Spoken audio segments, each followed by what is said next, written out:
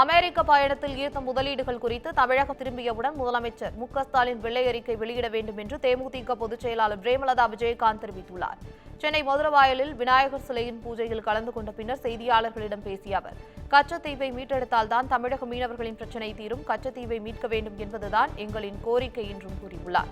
தொடர்ந்து பேசிய அவர், விஜய் கட்சியால் திராவிட கட்சிகளின் வாக்குகள் சிதறுகிறதா இல்லையா என்பது 2026ஆம் ஆண்டு தேர்தலில்தான் தெரியும் என்றும் கூறியுள்ளார்.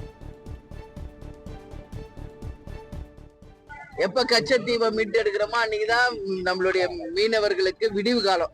விட்டு கொடுத்தது திமுக. இன்னைக்கு அவங்க ஆட்சி தான் நடக்குது. இந்த கேள்விய திமுக அமைச்சர்கள் கிட்டதான் நீங்க கேட்கணும், முதலமைச்சர்கிட்ட கேட்கணும், உதயாட்ட கேட்கணும். ஏன்னா தொடர்ந்து மீனவர்கள் படுகொலை செய்யப்படுவதும் கண்டிக்கக்கூடிய ஒரு விஷயம்.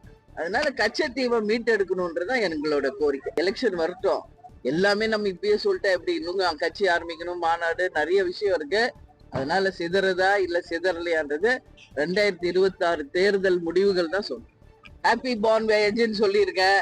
பத்திரமா போய் நல்லபடியா வரட்டும். அது சிகிச்சைக்கு போயிருக்காரா இல்ல முதலீடுகளை ஈர்க்க போயிருக்காரா அப்படிங்கிறது ஒரு வெள்ளை அறிக்கையாக அவர் திரும்பி வந்த பிறகு சொல்லணும். ஏன்னா ஆல்ரெடி துபாய்க்கு போயிருக்காரு, சிங்கப்பூர் போனாரு, எத்தனை ஃபேக்டரி இங்க வந்துச்சு, எத்தனை இளைஞர்கள் வேலை வாய்ப்பு கிடைச்சிருக்குன்றதெல்லாம் கேள்வி மக்கள் கேட்கிறாங்க. அதனால அவர் திரும்பி வந்த பிறகு எத்தனை முதலீடுகளை கொண்டு வந்தார், எத்தனை ஃபேக்டரி கொண்டு வர்றாரு, எவ்வளவு பேருக்கு வேலை அப்படிங்கிறது ஒரு வெள்ளை அறிக்கையாக அவர் கொடுக்கணும்.